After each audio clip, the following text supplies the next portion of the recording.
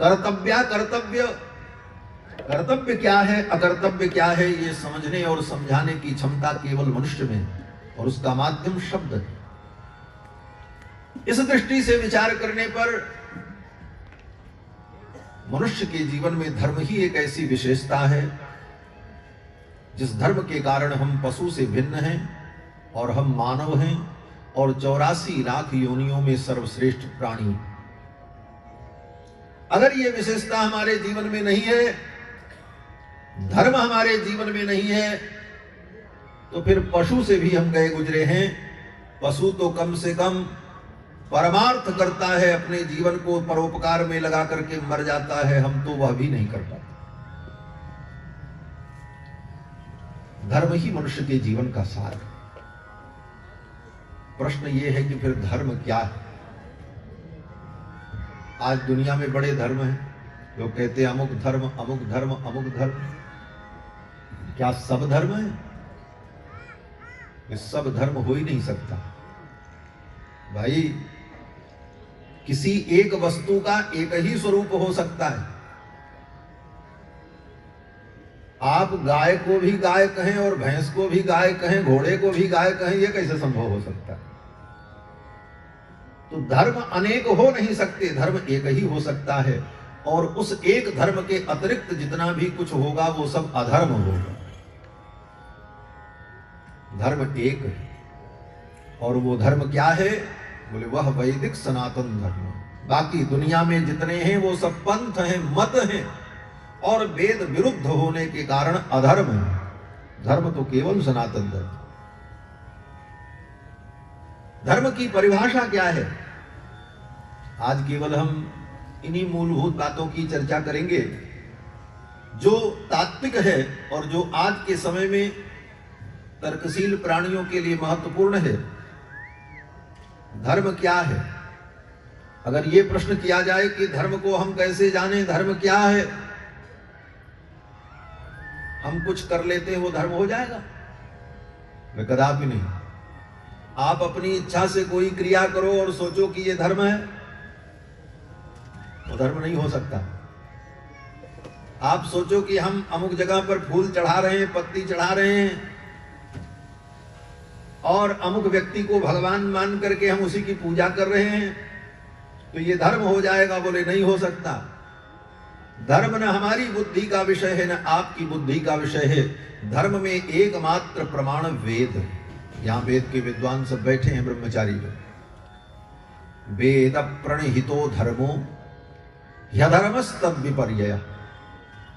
वेद प्रणहितो धर्मो, धर्म में एकमात्र प्रमाण वेद है। वेद जो कहता है वो धर्म है, और वेद जिन कार्यों का निषेध करता है वो अधर्म है।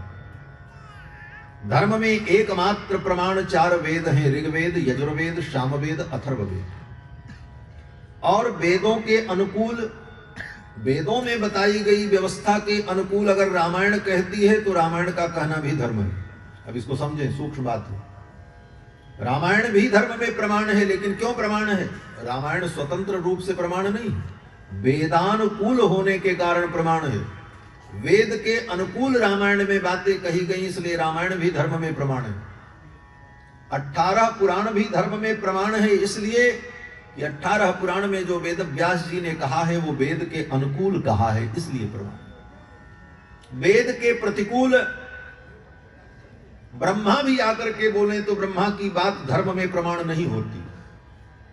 आजकल लोग कहते हैं महाराज आप कहते हो ये अधर्म है, अमुक व्यक्ति ने कहा था, अरे उस व्यक्ति की क्या कीमत है भाई। हमारे यहाँ वेद के विपरीत भगवान भी बोल दें तो भगवान की बात नहीं मानी जाती। वेद के विपरीत भगवान भी अगर बोले तो भगवान की बात नहीं मानी जाती।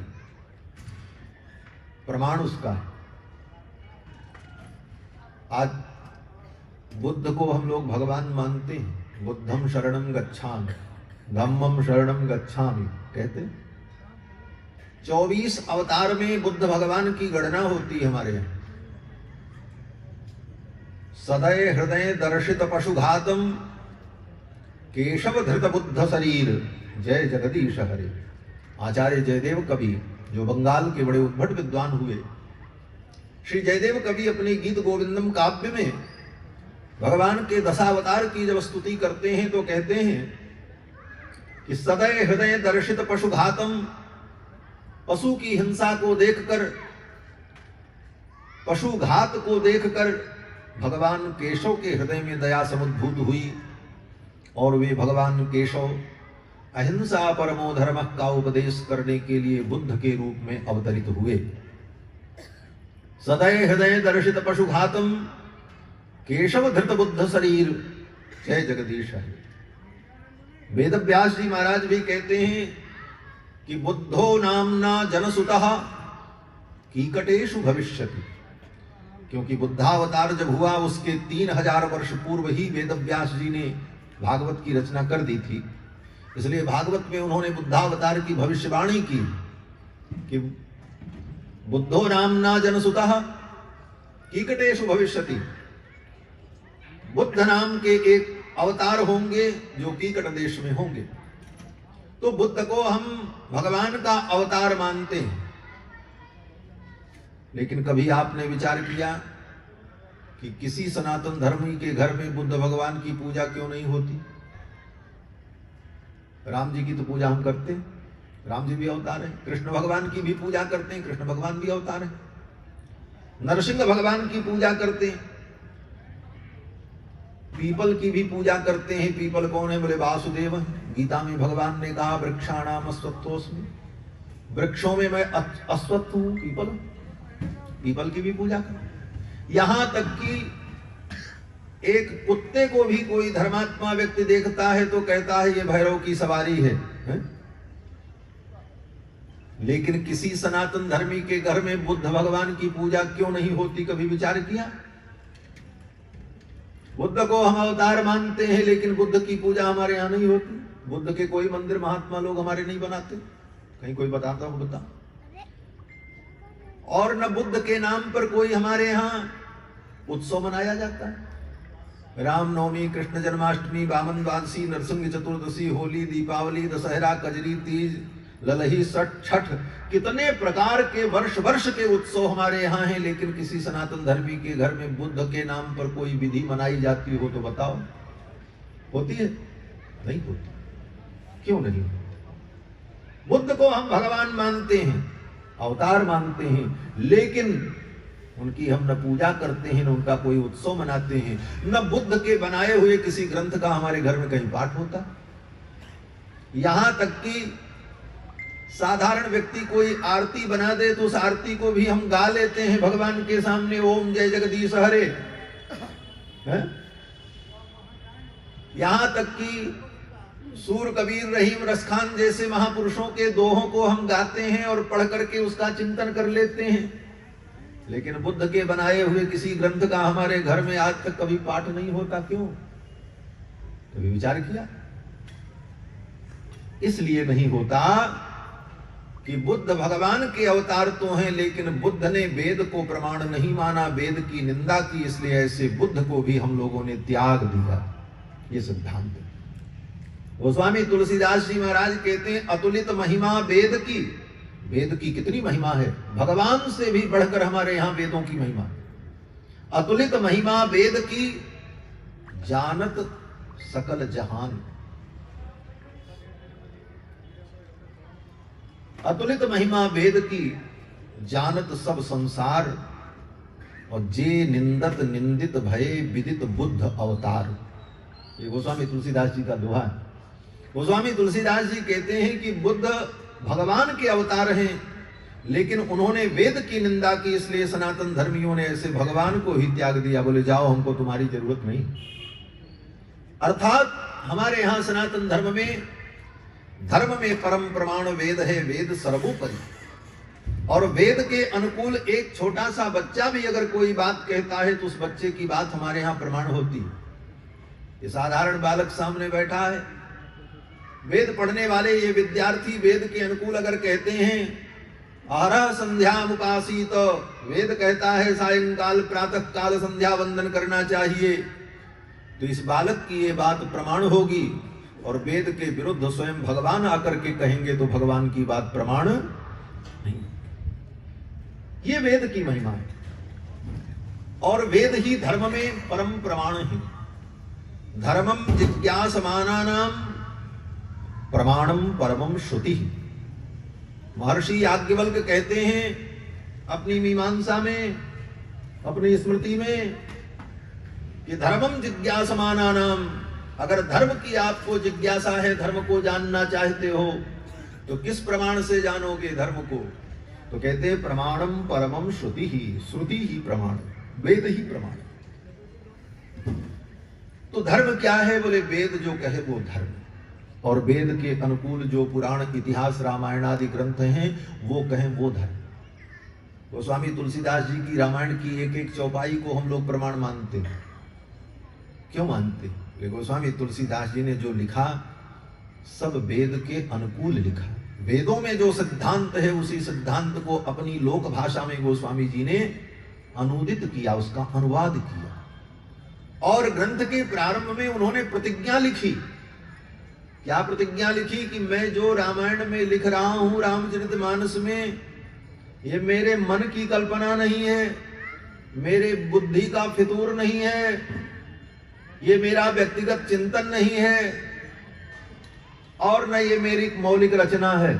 आजकल मौलिक रचना पे भी बड़े विचार होते हैं। बड़े बड़े कवि कहते हैं महाराज हमने ये ग्रंथ लिखा, ये मेरा मौलिक चिंतन है, ये मेरी मौलिक रचना है।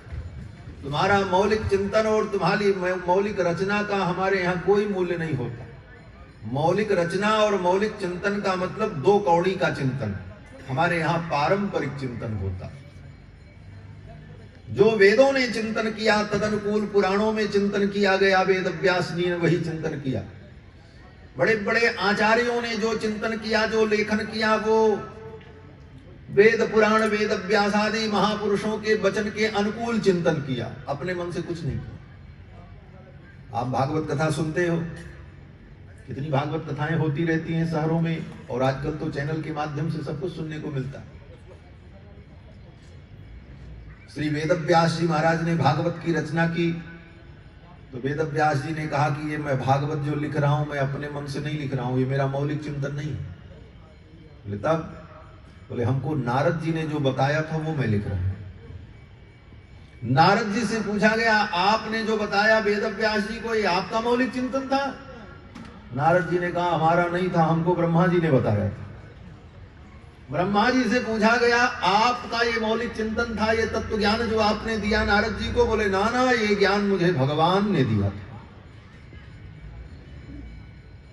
सारा ज्ञान विज्ञान मूल रूप से भगवान के द्वारा प्रवर्तित होता है अनादिकाल से। ये ज्ञान भगवान ने ब्रह्मा जी को दिया, ब्रह्मा ने नारद को दिया, नारद जी ने व्यास जी को दिया, व्यास जी ने सुखदेव जी को सुनाया। सुखदेव जी जब राजा परीक्षित को सुनाने लगे तो सुखदेव जी ने कहा मैंने अपने पिताजी से जो सुना था वो मैं आपको सुना रहा हूं। नैमिषारण्य में 88,000 शौनकादि मुनियों को सूत जी जब सुनाने लगे तो सूत जी कहते हैं मेरे गुरु सुखदेव जी ने जो हमको सुनाया था हम आपको सुना रहे हैं। कहां मौलिक चिंतन है? हमारे यहां मौलिक चिंतन का कोई मूल्य नहीं होता। हमारे यहां तो संप्रदाय होता है। इसीलिए सनातन धर्म में अनेक संप्रदाय हैं। वैष्णव संप्रदाय, शैव संप्रदाय, शाक्त संप्रदाय, वैयाकरणों का संप्रदाय, नैयायिकों का संप्रदाय, सब संप्रदाय है। संप्रदाय का मतलब सम्यक ज्ञानम प्रददाति संप्रदाय, जो सम्यक ज्ञान प्रदान करता है और परंपरा से जो ज्ञान प्राप्त होता है, ऐसे पारंपरिक ज्ञान को हमारे यहाँ सांप्रदायिक ज्ञान कहा जाता है। आजकल सांप्रदायिक होना बड़ा खतरनाक माना जाता है। शब्दों का भी बड़ा सौभाग्य और दुर्भाग्य होता है। आजकल इस शब्द का बड़ा दुर्भाग्य चल रहा है। अगर कह दे कि ये सांप्रदायिक है महाराज तो लोग कहेंगे तो बड़े खतरनाक आदमी। तो सांप्रदायिक होना आज दुर्भाग्य की बात मानी जाती है, लेकिन हमारे यहाँ सांप्रदायिक होना ये गौरव माना जाता है। हम अमुक संप्रदाय से इस सिद्धांत को स्वीकार करते हैं और यह हमारा ज्ञान, हमारी परंपरा, हमारा सिद्धांत संप्रदाय की परंपरा से अनादिकाल से चला आया। इसीलिए हमारे यहाँ हर संप्रदाय में जिन गुरुओं के द्वारा, जिन महापुरुषों के द्वारा ये ज्ञान क्रम से हमारे तक पहुंचा, उन सारे गुरुओं को आज भी प्रणाम किया जाता है। लक्ष्मी नाथ समारंभाम नाथयामुन मध्यमाम अस्मदाचार्य पर्यंताम वंदे गुरु परंपराम। उस गुरु परंपरा को हम प्रणाम करते हैं, जिस परंपरा के कारण ये ज्ञान आज हमारे पास तक पहुंचा। भगवान शंकराचार्य के यहां भी वही परंपरा मानते। नारायण समारंभाम शंकराचार्य मध्यमाम अस्मदाचार्य पर्यंताम वंदे गुरु परंपरा। रामानंद संप्रदाय में राम जी की उपासना की जब परंपरा चलती है तो वहां भी यही कहते हैं, सीतानाथ समारंभाम रामानंदार्य मध्यमाम अस्मदाचार्य पर्यंताम वंदे गुरु परंपरा।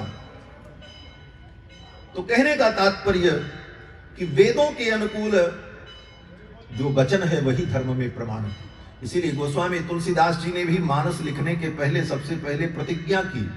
क्या प्रतिज्ञा की? कि मैं जो लिखने जा रहा हूं ये मेरा मौलिक चिंतन नहीं है, ये मेरा मौलिक ज्ञान नहीं है, ये मनमुखी ज्ञान नहीं है, ये किसी तुक्कड़ की कविता नहीं है, अपितु क्या है? तो कहते हैं, नाना पुराण निगमागम सम्मतम यद् रामायणे निगदितम क्वचिदन्यतोपि स्वान्तः सुखाय तुलसी रघुनाथ गाथा भाषा निबंधमति मंजुल मातरोत्। गोस्वामी पाद कहते हैं कि नाना पुराण निगमागम सम्मतम यत्, जो ज्ञान नाना पुराण निगमागम आगम वेद पुराण आदि से सम्मत ज्ञान है, तत् ज्ञानम, वो ज्ञान। नाना पुराण निगमागम सम्मतम यत् रामायण निगदितम, महर्षि वाल्मीकि ने जो रामायण में लिखा है वो, क्वचित अन्यतोपि, अन्य पुराणों में जो धर्मशास्त्र का सिद्धांत राम जी का चरित्र है वो, उन सब को लेकर के स्वांतः सुखाय तुलसी रघुनाथ गाथा। ये गोस्वामी तुलसीदास इस रघुनाथ गाथा का वर्णन कर रहा है। तो कहने का तात्पर्य कि धर्म में एकमात्र प्रमाण वेद है, और वेद के अनुकूल जो स्मृतियां हैं वो धर्म में प्रमाण है। वेद के अनुकूल जो पुराण है वो पुराण प्रमाण है, और वेद के अनुकूल अगर स्मृति न हो तो स्मृति भी प्रमाण नहीं होती। उसका भी एक उदाहरण दे दें आप लोगों के लिए समझने के लिए। कपिल स्मृति एक है, 18 स्मृतियों में एक स्मृति है कपिल स्मृति, लेकिन कपिल स्मृति को हमारे यहां धर्म में प्रमाण नहीं माना जाता। कपिल स्मृति को धर्म में प्रमाण नहीं माना। वेद व्यास जी ने अपने ब्रह्म सूत्र के स्मृत्याधिकरण में कपिल स्मृति का खंडन किया, क्योंकि भले वो महर्षि कपिल की रचना है, लेकिन वेद विरुद्ध होने के कारण बहुत सारी बातें उसमें ऐसी हैं जो वेद विरुद्ध हैं, इसलिए उस स्मृति को प्रमाण नहीं माना। ये वेदों की महिमा है, और वेदों के द्वारा ही धर्म को जाना जा सकता है। और वेदों के विपरीत दुनिया में जितनी भी आसमानी किताबों के नाम पर धर्म की बात कही जाए, सब कुछ अधर्म है। आसमानी किताब क्या होती? किस चिड़िया का नाम आसमानी किताब है? आसमान में क्या है? आसमान तो शून्य है, वहां से कोई किताब टपकी थी क्या? कहते हैं आसमानी किताब का ज्ञान। ज्ञान तो सदा किसी चैतन्य ज्ञानी के आश्रित होकर के ही ज्ञान प्रकट होता है, और हमारे यहाँ जो वेद है वो अनादि, इसीलिए आज तक वेद का कोई लेखक नहीं मिला। अब दूसरी बात कहते हैं, ये तर्क ये बड़े महत्वपूर्ण है, आज के युग में जानने योग्य। देखो, दुनिया में जितने भी पंथ हैं, उन पंथों के प्रवर्तकों के द्वारा रची गई किताबें धर्म में प्रमाण मानी जाती हैं, उनके पंथ में। लेकिन हमारे सनातन धर्म में जो वेद है वो किसी की रचना नहीं है। आप कहोगे महाराज वेद इतनी बड़ी किताब, इसको किसी ने नहीं बनाया? नहीं बनाया। बोले तो आई कहां से? बोले यही तो जानना है। वेद के विषय में आज के इतिहासकार, यहां इतिहास के भी छात्र बैठे होंगे जिन्होंने इतिहास पढ़ा होगा, आज के इतिहासकार यही कहते हैं कि ईसा से इतने हजार वर्ष पहले ऋग्वेद लिखा गया, और ऋग्वेद काल था, फिर यजुर्वेद काल, वैदिक काल, ये सब काल गणना काल्पनिक ढंग से वो लोग करते हैं और पढ़ाते हैं इतिहास में। क्योंकि आज के इतिहासकारों के पास काल गणना का कोई निश्चित फार्मूला ही नहीं, ईसवी सन के आगे उनको पता ही नहीं है। स्थिति ये है कि ईसवी सन का खूंटा गाड़ करके आजकल के इतिहासकार बैठे हैं, उसी के इर्द गिर्द डोलते रहते हैं। जैसे गाय को किसी खूंटे में बांध दो और थोड़ी रस्सी बड़ी कर दो तो कितनी दूर तक चलेगी, बोले उतने में घूम के चलेगी। उसी तरह आजकल के इतिहासकारों के पास केवल ईसा मसीह के नाम का खूंटा गाड़कर ईस्वी से इतने हजार वर्ष पूर्व, ईस्वी सन से इतने वर्ष बाद, बस उसी के आगे पीछे, उसके आगे उनके पास कल्पना नहीं, उसके आगे उनके पास काल गणना नहीं है। लेकिन हमारे यहाँ तो काल गणना एक एक दिन का हिसाब है। ये सृष्टि कितने अरब खरब वर्ष की हुई उसका भी हिसाब है। भगवान श्री राम के अवतार के 8,84,000 वर्ष और कितने महीने, कितने दिन, कितने घंटे, कितने सेकंड हो गए, आज जोड़ करके बताया जा सकता, पक्का हिसाब है। क्योंकि हमारे यहाँ काल गणना अनादिकाल से चली आई और हमारी काल गणना प्रामाणिक है, बाकी काल गणना केवल काल्पनिक है। क्यों? जैसे आज 21 जनवरी है, 21 जनवरी है ना, 2021, 21/2021। अगर आपसे कोई पूछे आज क्या है तो आप यही कहेंगे 21 जनवरी 2021। सामने वाला व्यक्ति पूछे कि आज 21 जनवरी है, इसको आप कैसे सिद्ध करेंगे? 21 जनवरी क्या है, हमको प्रमाण दीजिए, मैं कैसे मानूं कि 21 जनवरी है? तो आप क्या कहेंगे? कैलेंडर में लिखा है, मोबाइल में खोल के दिखा देंगे आज डेट ये कहेंगे। और हम कहते हैं हम इसको भी प्रमाण नहीं मानते। प्रकृति में आप दिखाओ कहां 21 जनवरी दिख रही, आज की इस डेट में 21 जनवरी का आप अनुभव कैसे करें? प्रकृति में कोई परिवर्तन, कोई विकार आप बताओ। भाई दिन है, काल है, तो काल का प्रभाव तो दिखना चाहिए। आज 21 जनवरी है, कोई प्रमाण आपके पास नहीं मिलेगा। क्यों? बोले ये तो तिथियों के हिसाब से 30 दिन का एक महीना और 12 महीने का एक साल का जो हिसाब रखा है वो चलता रहेगा पहिए जैसे। लेकिन हमारी काल गणना में आज पौष शुक्ल पक्ष की अष्टमी है, पूष मास के शुक्ल पक्ष की अष्टमी है, मकर राशि पर सूर्य है और मेष राशि पर चंद्रमा है, मकर पर बृहस्पति है, अष्टमी तिथि है, शुक्ल पक्ष है। और हम सिद्ध कर सकते हैं ये कैसे है? बोले खड़े हो जाओ अंतरिक्ष में, देखो चंद्रमा की 8वीं कला आज दिखाई पड़े। चंद्रमा प्रमाणित करेगा कि आज 8वीं कला अष्टमी तिथि है। वेदशाला में जाकर के आप देखोगे तो मकर राशि की कक्षा में सूर्य भगवान दिखाई पड़ेंगे, मेष राशि की कक्षा में चंद्रमा का दर्शन होगा। अंतरिक्ष के इस महावात चक्र में जो मकर राशि का स्थान होगा वहां पर बृहस्पति को आप वेदशाला में जाकर के यंत्र के द्वारा देख सकते हैं। ये प्रकृति प्रमाणित करेगी कि आज पौष के शुक्ल पक्ष की अष्टमी तिथि है। ये शास्त्र आप कैसे सिद्ध करोगे 21 जनवरी क्या बताओ? क्या प्रमाण है आपके पास कि 21 जनवरी? इसीलिए मैं कहता हूं कि जो लोग जन्मदिन, बर्थडे, विवाह की तिथि अंग्रेजी तिथियों के हिसाब से मनाते हैं वो गलत करते हैं, नहीं करना चाहिए, उसका कोई फल ही नहीं। लोग कहते महाराज आज 21 जनवरी हमारा जन्मदिन है और हम बर्थडे मनाएंगे, आशीर्वाद दो। बोले बेकार है, वो आशीर्वाद फलित ही नहीं होगा। क्यों? बोले उस हिसाब से जन्मदिन मनाने का कोई मूल्य नहीं है। राम जी का जन्मदिन अंग्रेजी तिथि से होता है, कृष्ण जन्माष्टमी अंग्रेजी तिथि से होती है, होली अंग्रेजी तिथि से होती है, कहां होती? वो तो हम अपनी तिथि से मनाते हैं। उसी प्रकार जन्मदिन, विवाह की तिथि और भी जितने उत्सव हैं वो हमको अपनी तिथियों के अनुसार ही मनाना चाहिए, भारतीय परंपरा के अनुकूल, जो प्रामाणिक है। तो मैं कह रहा था कि वेद के विषय में आज के इतिहासकार यही कहते हैं कि वेद ईसा से इतने वर्ष पहले लिखा गया। और हमारी सनातन परंपरा क्या कहती है? वेद लिखा नहीं गया। वेद क्या है? बोले अपौरुषेय। वेदों का नाम अपौरुषेय है। अपौरुषेय माने यह किसी पुरुष की रचना नहीं, अपौरुषेय। अपौरुषेयाः वेदाः, यही सिद्धांत है हमारा। हम वेद को अपौरुषेय मानते हैं, किसी पुरुष की रचना नहीं मानते। इसीलिए आज तक किसी विद्वान को, किसी इतिहासकार को यह पता नहीं चला कि वेद किसने लिखा है, क्योंकि उसका कोई लेखक है ही नहीं।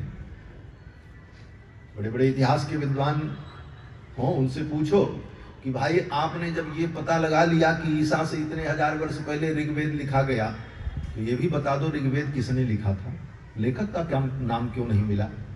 न ऋग्वेद के लेखक का नाम आज तक दुनिया में किसी को प्राप्त है, न यजुर्वेद के लेखक का नाम प्राप्त है, न सामवेद के लेखक का नाम प्राप्त है। कारण कि इसके कोई लेखक है ही नहीं। महाराज तो आया कहां से? बोले अनादि, अनादिकाल से वेद की रचना स्वयं वेदव्यास ने भी नहीं की। वेदव्यास जी को वेदव्यास क्यों कहा जाता है? क्योंकि उन्होंने वेद में बताए गए धर्म को लोक संस्कृत भाषा में पुराणों के माध्यम से व्याख्यायित किया, इसलिए उनको वेदव्यास कहा जाता है। तो वेद के रचनाकार नहीं है वेदव्यास। आप कहोगे ब्रह्मा जी ने रचना की, बोले ब्रह्मा जी भी वेद के रचयिता नहीं है। श्रीमद् भागवत के प्रथम श्लोक में ही वेदव्यास जी लिखते हैं, तेने ब्रह्म हृदय आदि कवये मुह्यन्ति यत् सूरयः। सृष्टि के प्रारंभ में ब्रह्मा के हृदय में अपने संकल्प मात्र से चारों वेदों का ज्ञान प्रकट कर देते हैं भगवान। ब्रह्मा भी वेद नहीं बनाते, ब्रह्मा को भी वेदों का ज्ञान भगवान ही प्रदान करते। ये भागवत के प्रथम श्लोक में ही कहा, जन्माद्यस्य यतोऽन्वयादितरतश्चार्थेष्वभिज्ञस्वराट् तेने ब्रह्म हृदय आदि कवये मुह्यन्ति यत् सूरयः तेजो वारिमृदाम यथा विनिमयो यत्र त्रिसर्गो मृषा धाम्ना स्वेन सदा निरस्तकुहकं सत्यम परम धीमहि। भागवत के प्रथम श्लोक में ही वेदव्यास जी कहते हैं कि वे परब्रह्म परमात्मा सच्चिदानंद ने सृष्टि के प्रारंभ में पहले ब्रह्मा जी को उत्पन्न किया, और ब्रह्मा को उत्पन्न करने के बाद ब्रह्मा जी के हृदय में अपने संकल्प से समस्त वेदों का ज्ञान प्रकट कर दिया। ब्रह्मा जी को वेदों का ज्ञान प्रदान किया। तो आप कहोगे भगवान ने वेदों को बनाया, ये मान ले। बोले ना, भगवान ने भी वेद को नहीं बनाया। बोले तब? बोले वेद का सिद्धांत जो अनादि वेद है, भगवान भी अनादि हैं और वेद भी अनादि है। भगवान कब से हैं? ये प्रश्न नहीं हो सकता। कोई पूछे भाई सारी सृष्टि कहां से उत्पन्न हुई? बोले भगवान से। बोले भगवान कहां से आए? बोले भगवान कहीं से नहीं आए, वो सदा हैं, सदा से हैं, अनादि हैं। क्यों? बोले उस प्रश्न का उत्तर अगर दे दोगे कि हाँ भगवान वहां से आए, तो प्रश्न होगा फिर वो कहां से आया। फिर उसका उत्तर दोगे तो फिर प्रश्न होगा फिर वो कहां से आया। बोले इसको कहते हैं अनवस्था दोष। अनवस्था दोष का मतलब फिर इस प्रश्न का कभी अंत नहीं हो सकता। तो भगवान अनादि है, यही सिद्धांत है। और भगवान के अंदर जो अनंत ज्ञान है, क्योंकि भगवान सच्चिदानंद है ना, सत माने सत्ता, चित माने ज्ञान और आनंद माने सुख। अनंत सत्ता, अनंत आनंद और अनंत ज्ञान जिसके अंदर है, जो अनंत ज्ञान स्वरूप है, अनंत सत्ता स्वरूप है और अनंत आनंद स्वरूप है, वही सच्चिदानंद है। सच्चिदानंद रूपाय विश्वोत्पत्त्यादि हेतवे तापत्रय विनाशाय श्री कृष्णाय वयम नमः, वेदव्यास जी कहते। तो भगवान सच्चिदानंद जो हैं, उनके अंदर जो अनंत ज्ञान है, वह अनंत ज्ञान ही वेद है। और उस अनंत ज्ञान को भगवान ने ब्रह्मा जी को दिया अपने संकल्प मात्र से। तो वेद की रचना भगवान ने भी नहीं की। तो फिर वेद कब से है? बोले जब से भगवान है तब से वेद है। जब से भगवान है तब से वेद है। भगवान अनादि, इसलिए वेद भी अनादि। तो भगवान और वेद का संबंध क्या है? तो आचार्य सायण कहते हैं, यस्य निश्वसितम वेदाः, ये चारों वेद क्या हैं? बोले परमात्मा की श्वास भूत। परमात्मा परब्रह्म जो श्वास लेते हैं, उनके श्वास की जो श्वसन क्रिया है, वह श्वसन क्रिया ही चार वेद है। भगवान के श्वास से ही चारों वेदों का प्रादुर्भाव होता रहता है। समस्त वेद की ऋचाएं प्रकट होती है, जो नित्य हैं, अनादि। यस्य निश्वसितम वेदाः, चारों वेद जिसके श्वास भूत है।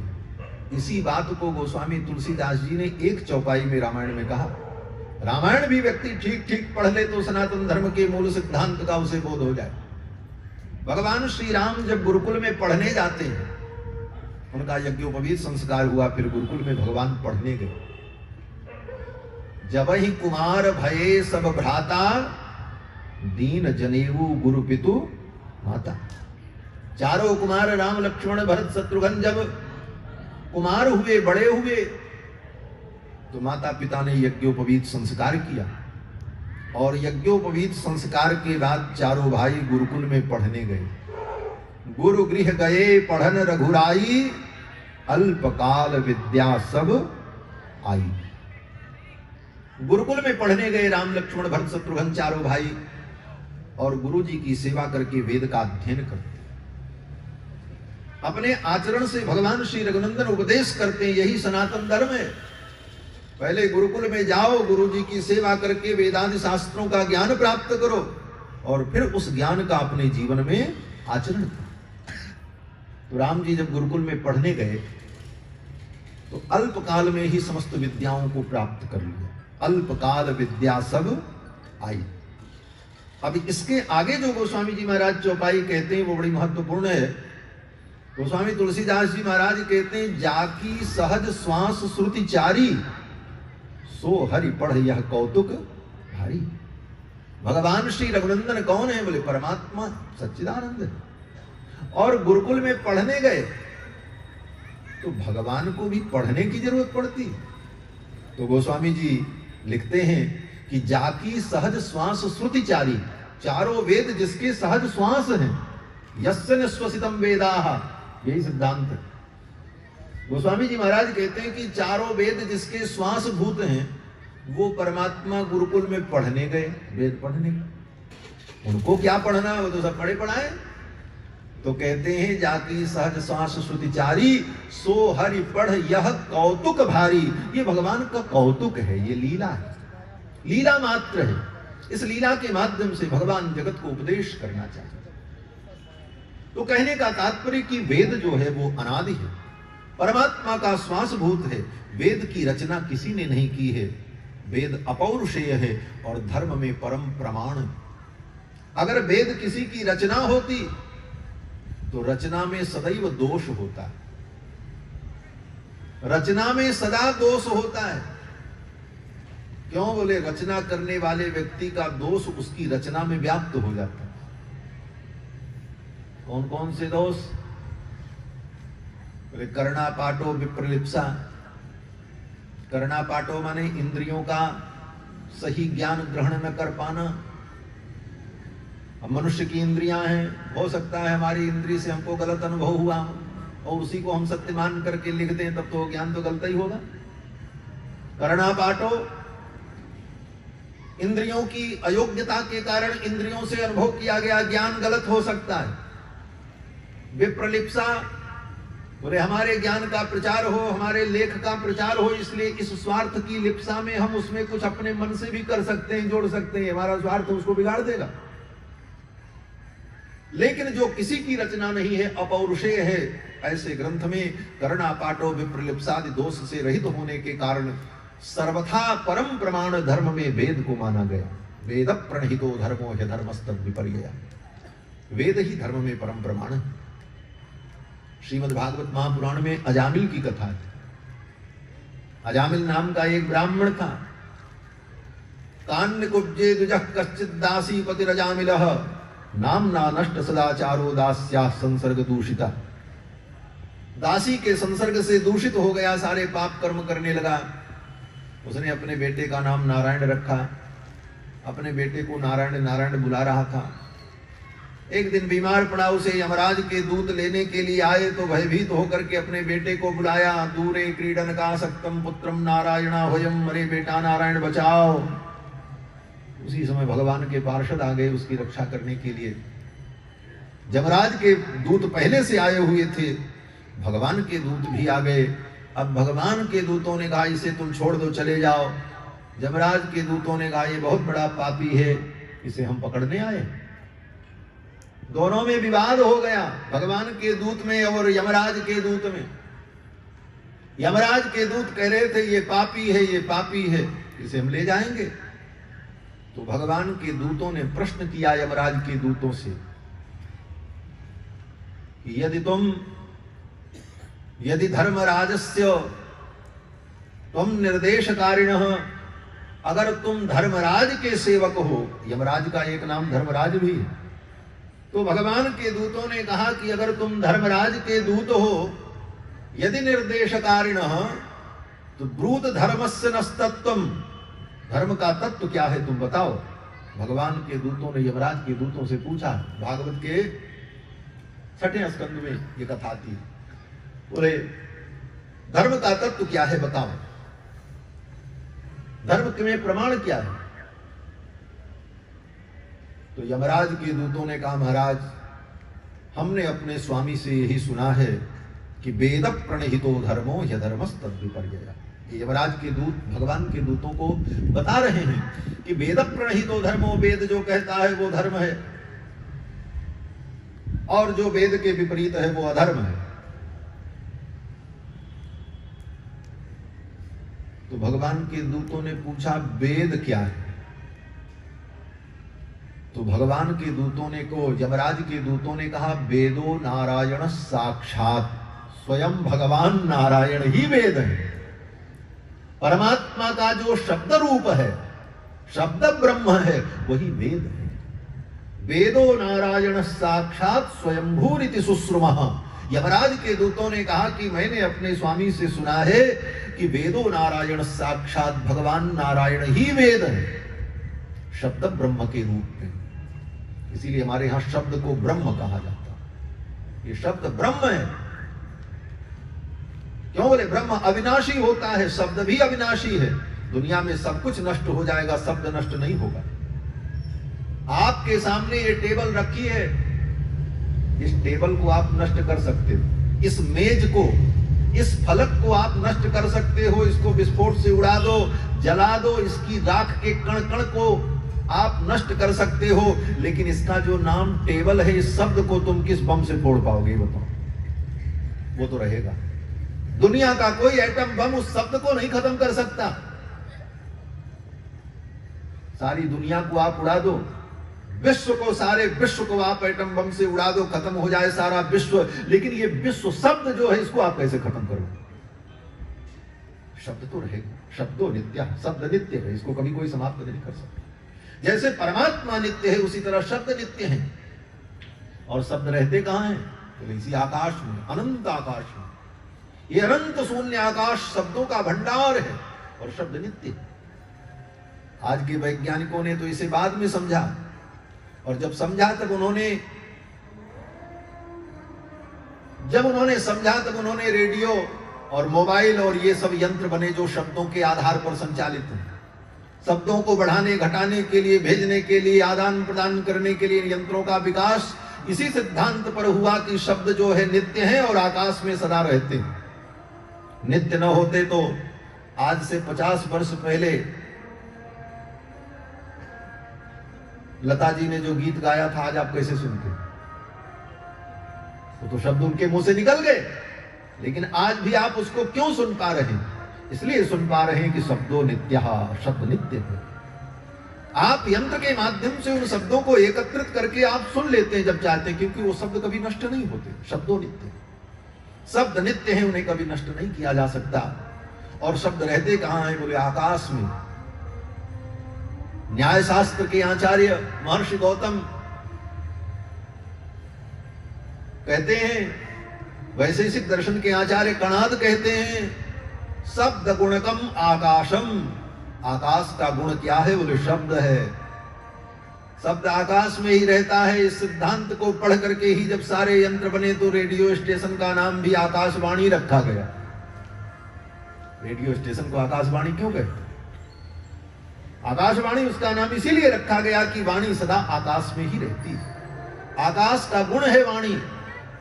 और ये बात हमारे यहाँ पुराणों में हजारों वर्ष पहले से कही गई। जब कोई समस्या आई तो आकाशवाणी हुई। देवताओं ने आकाशवाणी की, नारद जी ने आकाशवाणी की। ये विज्ञान के सूक्ष्म सिद्धांत हमारे यहाँ अनादिकाल से प्रवर्तित थे। सनातन धर्म बड़ा वैज्ञानिक सिद्धांत है। और मैं मानता हूं कि विज्ञान अगर इसी तरह बढ़ता गया तो दुनिया के जितने दकियानूसी पंथ हैं सब फेल हो जाएंगे, क्योंकि सब तर्क विहीन है। उनके यहाँ कोई तर्क नहीं है। वो तो कहते हैं कि मजहब में अकल की दखल नहीं देनी चाहिए। उनके यहाँ अकल की दखल नहीं। हमारे यहाँ तो अकल की दखल देने की पूरी छूट दी गई है। आप कितना शास्त्रार्थ करोगे, करो, तर्क करो, सारे तर्क के उत्तर तुम्हें प्राप्त होंगे। क्योंकि यहाँ जो कुछ है सब खरा है, 24% पूरा प्योर है, कहीं कोई इसमें कमी नहीं। तो कहने का भाव कि महाराज सनातन धर्म का मूल सिद्धांत वेद पर आधारित है। वेद प्रणहितो धर्मो, और वेद मूल रूप से नित्य शब्द ब्रह्म है, और जिस प्रकार भगवान नित्य हैं, अनादि हैं, उसी तरह चारों वेद अनादि हैं, अनादिकाल से, और यही धर्म के मूल है। और उन्हीं वेदों के आधार पर यज्ञ याग आदि समस्त क्रियाएं जो धर्म की हमारे यहाँ संचालित होती हैं वो वेद मूलक हैं, वेदों के आधार पर ही की जाती है।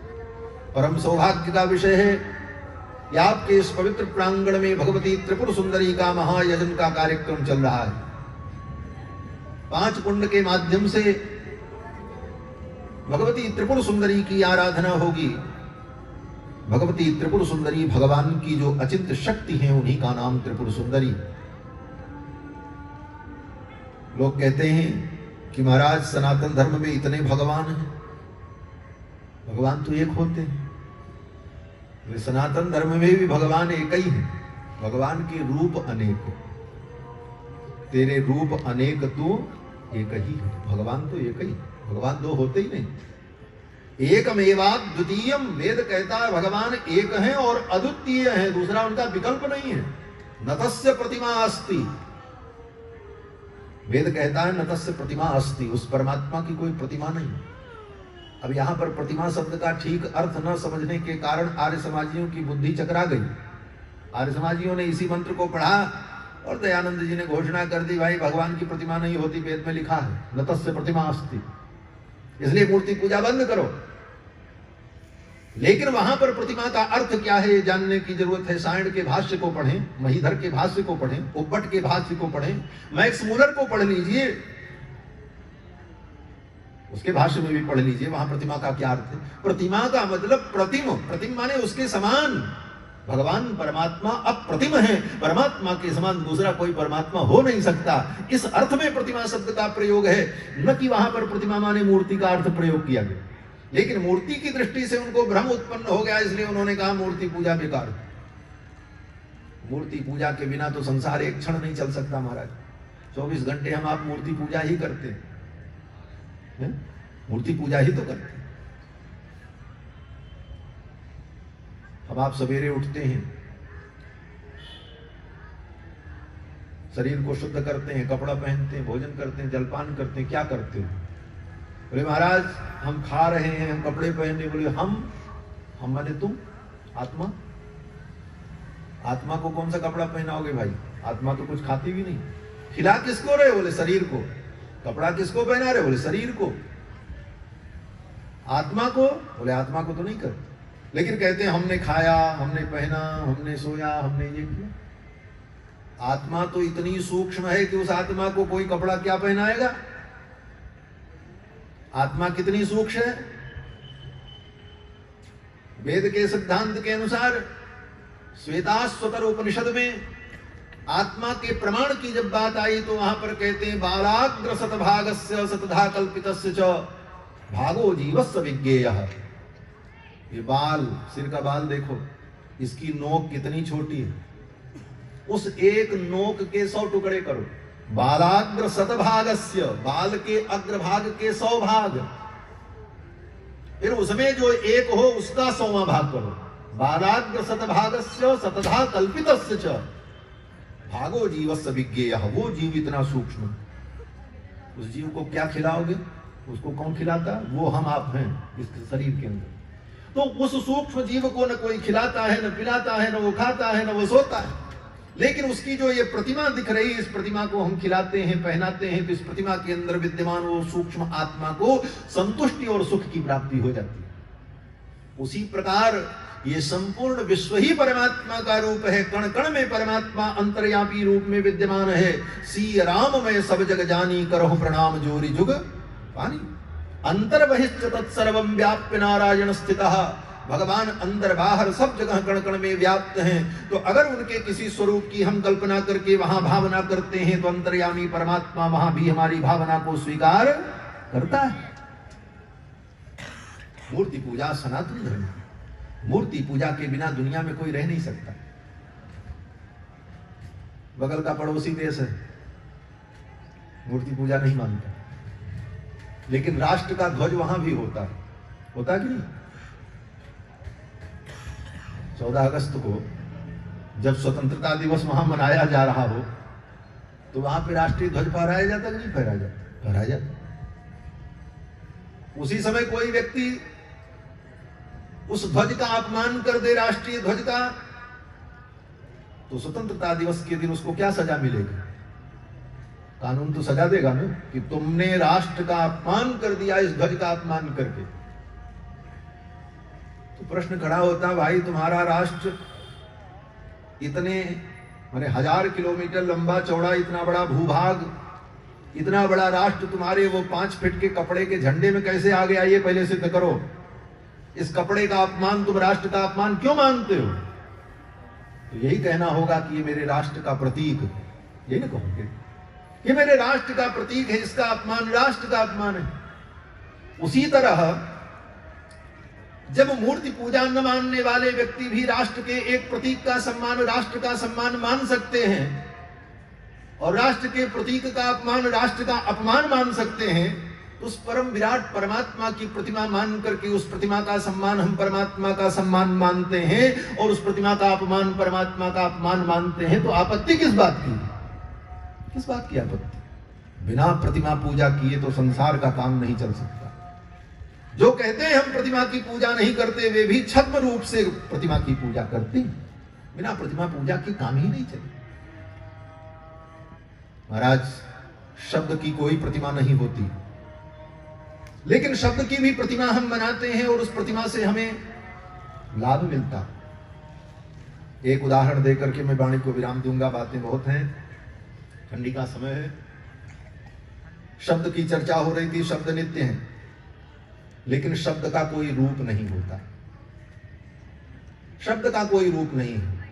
आपने कहा क, ख, ग, ये ध्वनि है, ध्वन्यात्मक शब्द है, अक्षर ध्वन्यात्मक, इसका कोई अपना निश्चित रूप नहीं है, इसकी कोई प्रतिमा नहीं है।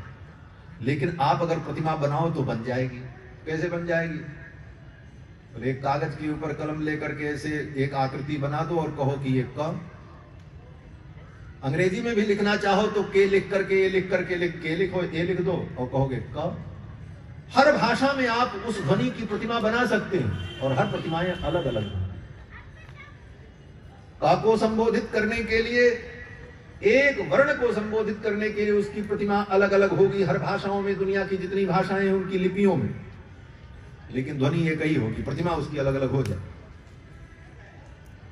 जबकि उसकी कोई प्रतिमा नहीं। अब उस प्रतिमा की पूजा से आपको उस शब्द का बोध हो जाए। पत्र लिखते थे पहले जमाने में लोग, अब भी लिखते हैं, तो पत्र यहां लिखते हैं, शब्द यहां बोलते हैं कि अत्र कुशलम तत्रास्तु, आपके चरणों में प्रणाम, यहां का ये समाचार है।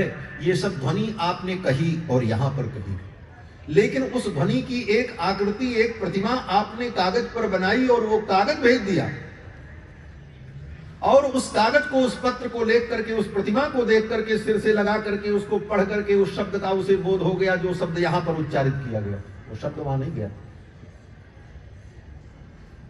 कहने का तात्पर्य कि जो शब्द अमूर्त है, जिसकी कोई मूर्ति नहीं है, उस मूर्ति की भी कल्पना करके उस शब्द का हम बोध लाखों किलोमीटर दूर व्यक्ति को करा सकते हैं। तो जो परमात्मा सर्वशक्ति संपन्न है, जो सगुण भी है, जो निर्गुण भी है, जो निराकार भी है, जो साकार भी है, उसकी प्रतिमा बना करके अगर कोई पूजा करता है तो इसमें आपत्ति किस बात की? जिनको तर्क का ज्ञान नहीं, जिनको सैद्धांतिक बोध नहीं, वे लोग कहते हैं मूर्ति पूजा अपराध है, मूर्ति पूजा गलत। तो महाराज, मूर्ति पूजा सनातन धर्म का सिद्धांत है और भगवान के अनेक रूप हैं। मूलतः तो भगवान एक ही हैं, तेरे रूप अनेक तू एक ही है। और भगवान के उन विभिन्न रूपों में, विभिन्न प्रतिमाओं में, विभिन्न प्रतिमानों में एक प्रतिमान भगवती त्रिपुर सुंदरी हैं, जिन त्रिपुर सुंदरी की आराधना के लिए यहाँ पर विशाल यज्ञ का आयोजन हो रहा। भगवान की अचिंत्य शक्ति है।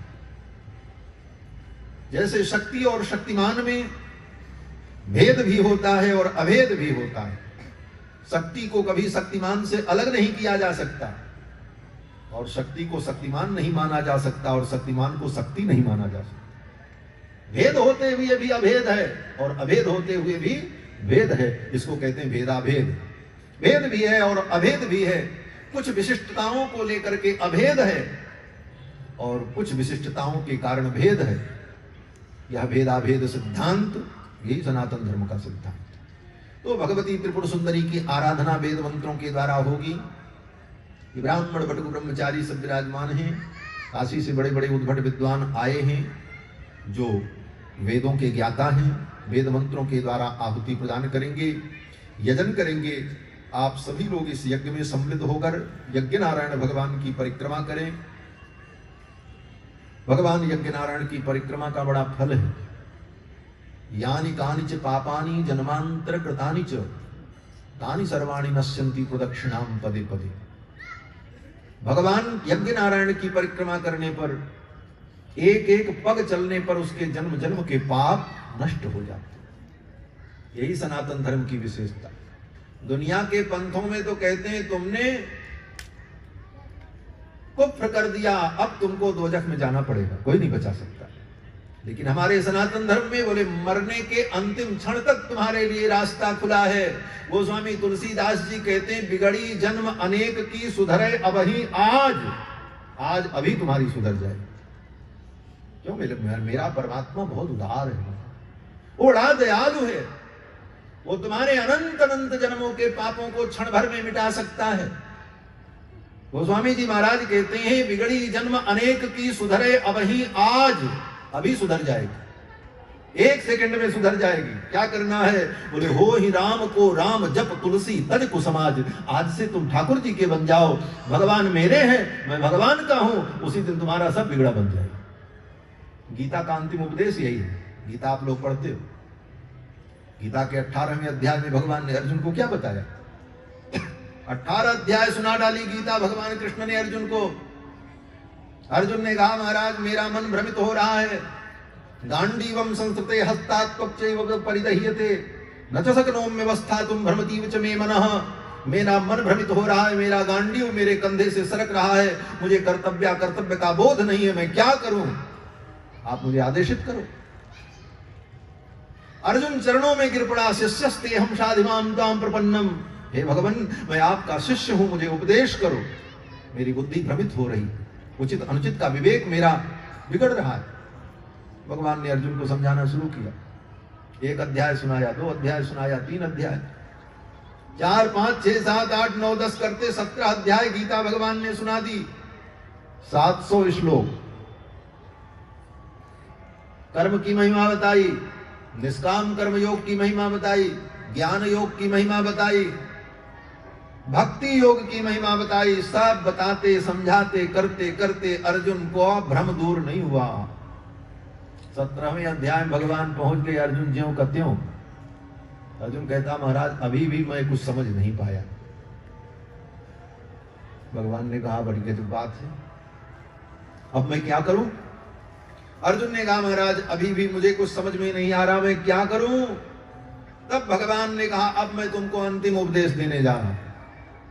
18वें अध्याय में भगवान कृष्ण कह रहे हैं, भगवान कहते हैं गुह्यात् गुह्यतमं भूय शृणु मे परमं वचः। हे अर्जुन जो अत्यंत गुह्य, गुह्य माने गोपनीय, अत्यंत गोपनीय जो ज्ञान था वो तो मैंने तुमको सुना दिया, लेकिन अब उससे भी जो गोपनीय ज्ञान है वो मैं तुमको बताने जा रहा हूं। गुह्यात् गुह्यतमम।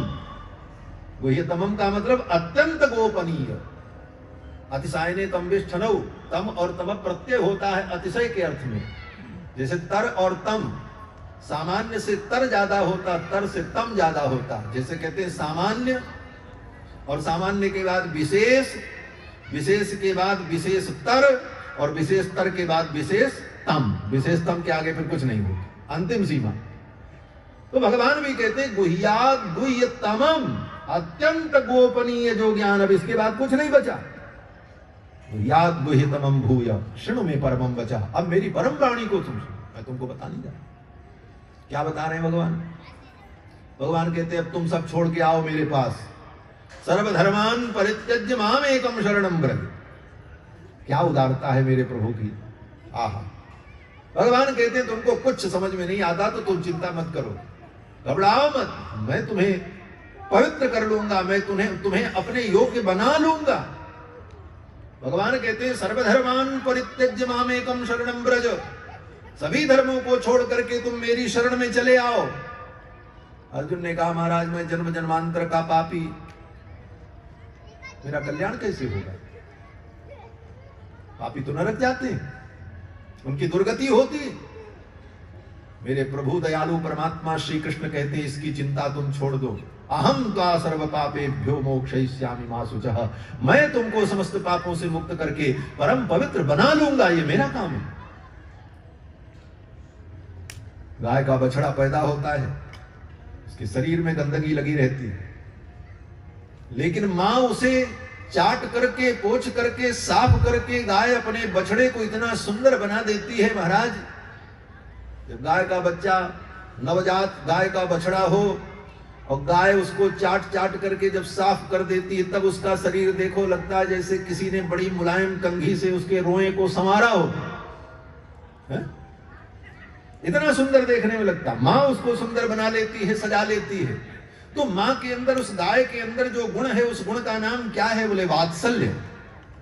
उस वत्स के प्रति, उस बछड़े के प्रति जो उसका लाड है, जो प्यार है, उसी का नाम वात्सल्य है। और वही वात्सल्य परमात्मा के अंदर है। इसीलिए हमारे यहाँ कहते हैं भगवान भक्त वत्सल है। भक्त वत्सल का मतलब अपने भक्तों के प्रति भगवान के अंदर वही वत्सलता होती है जो वत्सलता गाय के अंदर है बछड़े के प्रति। गाय स्वयं बछड़े के दोष को चाट करके समाप्त करके उसको सुंदर पवित्र बना देती है और फिर अपने चारों स्तनों से उसके लिए दुग्ध निर्धारित करती है उसके पोषण के लिए। उसी प्रकार परमात्मा अपनी कृपा के द्वारा हमारे जीवन के सारे दोषों को, पापों को समाप्त करने के बाद अपने चार पयोधर से धर्म अर्थ काम मोक्ष रूपी चतुर पुरुषार्थ देने को तैयार हैं। और भगवान के चार पयोधर क्या हैं? बोले मानो वही चारों वेद हैं, ऋग्वेद, यजुर्वेद, सामवेद, अथर्ववेद, जिनके द्वारा हमें धर्म अर्थ ज्ञान मोक्ष सब कुछ प्राप्त हो सकता है। तो बंधुओं, ये सनातन धर्म का वैशिष्ट्य है। हमारे यहाँ तो हर क्षण जीव का कल्याण हो सकता है, जिस दिन चाहो उसी दिन। ऐसे परम कृपालु परमात्मा, उन्हीं परमात्मा का जो स्वरूप है भगवती त्रिपुर सुंदरी, उनकी ये दिव्य आराधना यहाँ चल रही है। तो आप यज्ञ में आओ, यज्ञ की परिक्रमा करो, और परिक्रमा करने मात्र से सारे दोष समाप्त हो जाते हैं।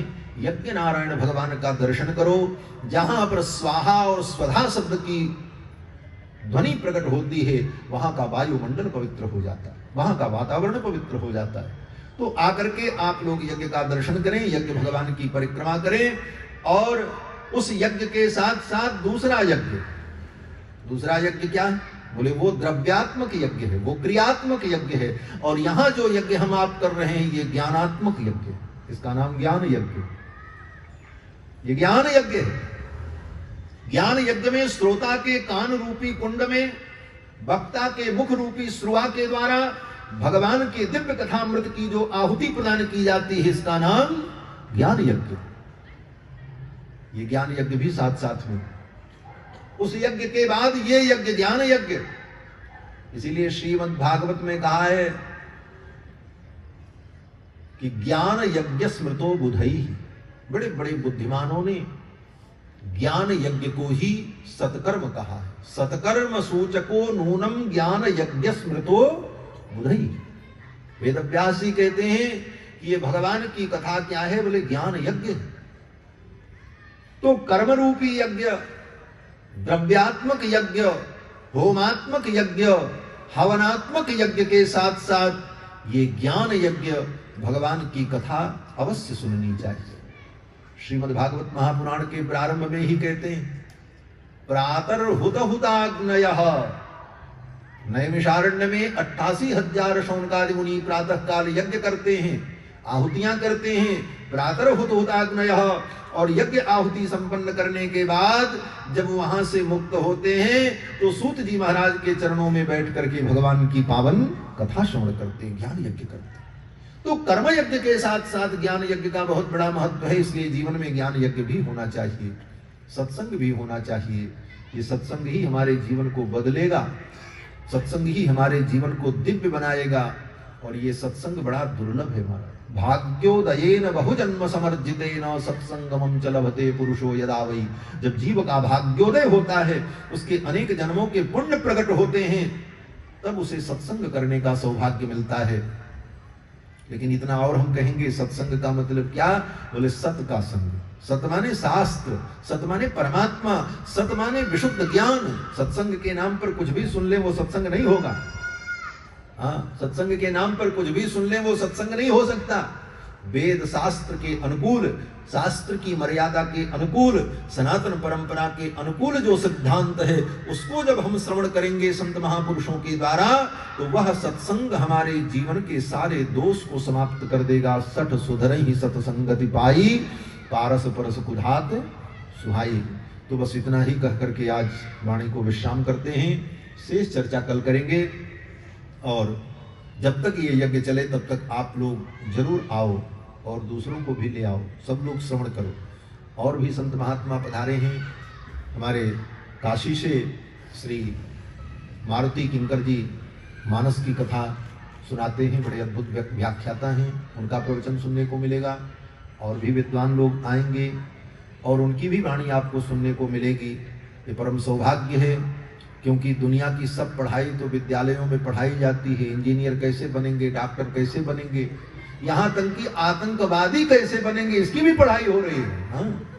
लेकिन आदमी कैसे बनेंगे, इसकी पढ़ाई कहीं नहीं हो रही। हम मनुष्य कैसे बने, इसकी पढ़ाई कहीं नहीं हो रही।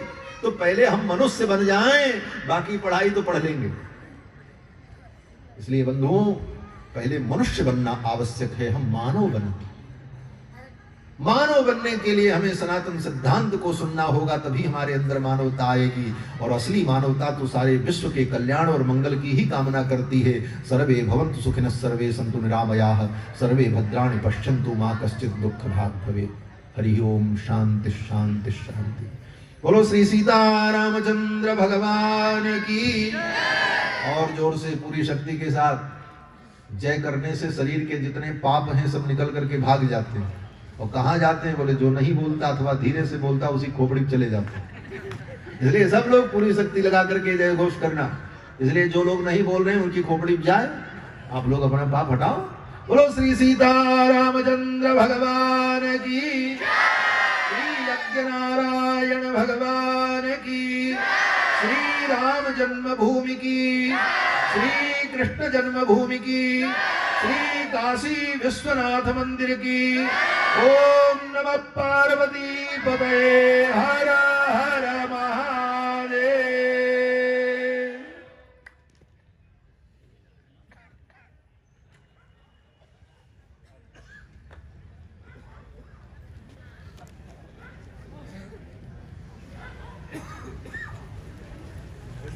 आइए प्रणाम कर लें।